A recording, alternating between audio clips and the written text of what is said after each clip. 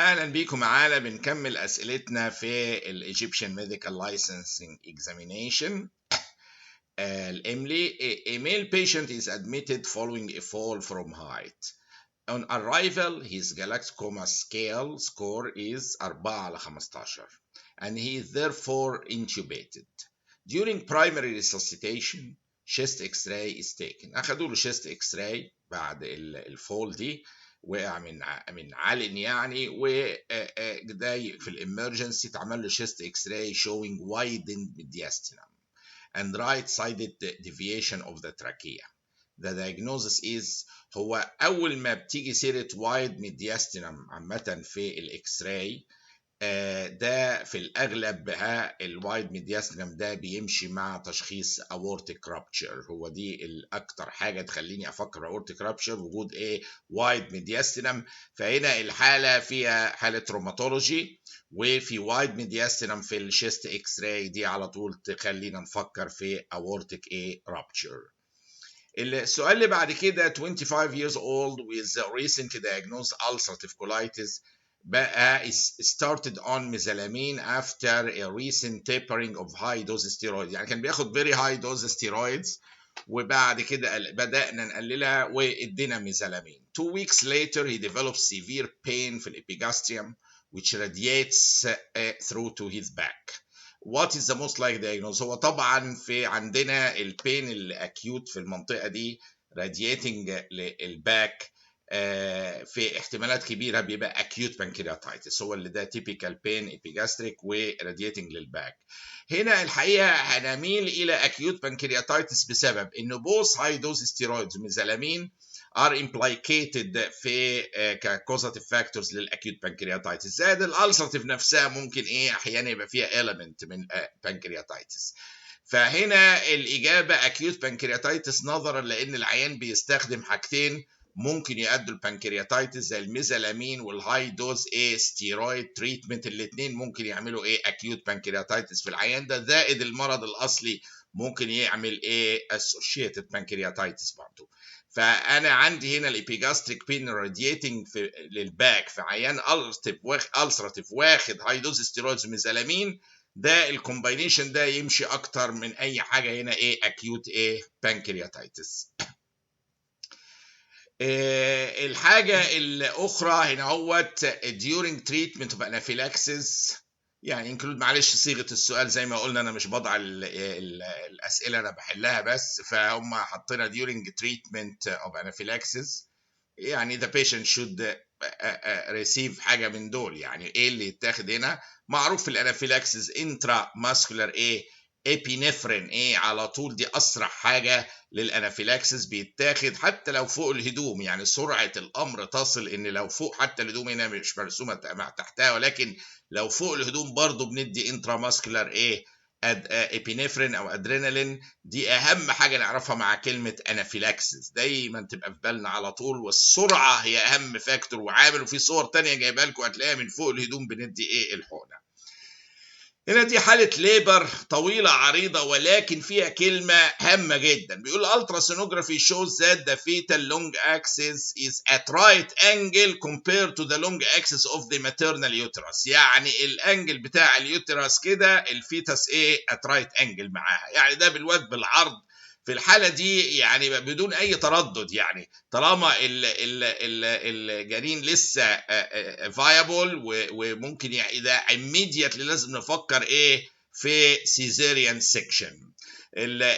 فأنا مش هستنى هنا القصص الكبيرة دي، حالة ترانسفيرس أو شولدر والإميديت سيزيريان سيكشن تبقى انديكيتد فيهم، لان المورتاليتي ممكن تبقى عاليه جدا في هذه الحالات.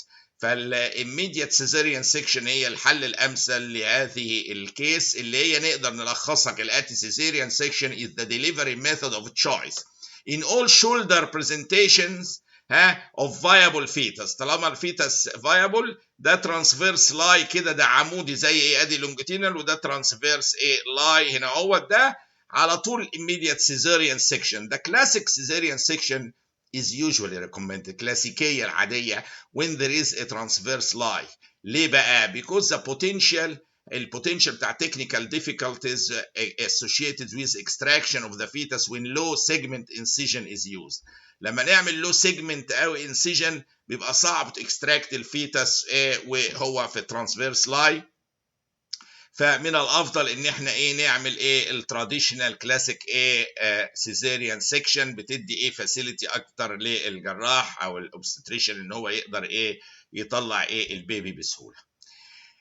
عندي هنا جيرل عندها 16 سنه وعندها enlarged mass في ال right side of her neck for the last 6 weeks. بقى لها 6 اسابيع عندها enlarged mass. She has no other symptoms. She has 2 times 2 يعني 2 في 2 سنتيمتر lymph node في الرايت anterior triangle of the neck and several smaller lymph nodes موجودين، يعني أدركنا دي lymph nodes هنا اهوت. Her tonsils are enlarged and covered by gray with a gray membrane. What is the most likely diagnosis؟ شوفوا أنا أول ما أسمع كلمة gray membrane زي الشكل ده اهوت على التونسلز أفكر في احتمالات infectious mononucleosis. يعني دايما تونسيلر انلارجمنت مع جراي ممبرين تمشي مع انفكشس مونيكلوز. اللي ماشي معاها كمان الليمف نودز المتعدده وبقالها مده مزمنه دي تمشي مع انفكشس مونيكلوزز بتطول يعني. وكلمتين مهمين بقى طالما جبنا سيرتها موضوع مهم، ادي اهو انفكشس مونيكلوزز tonsils are enlarged في الصوره دهيت and covered by gray membrane. الانفكشس mononucleosis we have to avoid الاسبرين due to the risk of Reye syndrome معاهم، يعني في حاجات لازم ناخد بالنا ما نديهاش في الانفكشس mononucleosis. الاسبرين لانه ممكن بيبقى associated عندهم في higher tendency للراي syndrome. avoid ampicillin وamoxicillin كمان as their use can frequently precipitate non-allergic rash. هم عندهم abnormal و unusual sensitivity عيانين الانفكشس مونيكلوزس للامبيسيلين والاموكسيسيلين، فتديهم يقوم يحصل لهم راش جامد قوي. azithromycin has also been implicated، يعني الحقيقه بالاضافه للتقليدي دول الازيثرومايسين بدا برضه يتقال كلام ان هو معاهم الرجي خاصه بيه.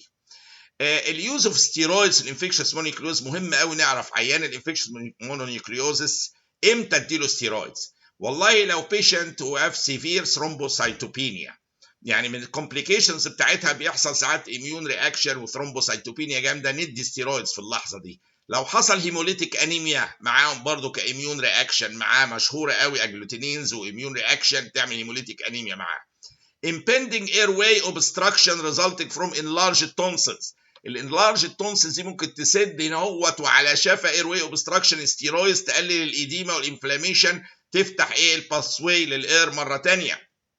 او fulminant hepatic failure معروف انها تعمل هيباتيتس الانفكشس مونيكليوزس، تبص تلاقي العيان دخل في acute fulminant hepatic failure. ففي 4 indications ما يتنسوش مع حالات الانفكشس مونونيوكليوز اللي هي ان للكورتيكوستيرويدز associated severe thrombocytopenia او هيموليتيك انيميا او impending airway obstruction عاوزه ريليف الايديما والانفلاميشن عشان اقلقوا الاير، او fulminant hepatic failure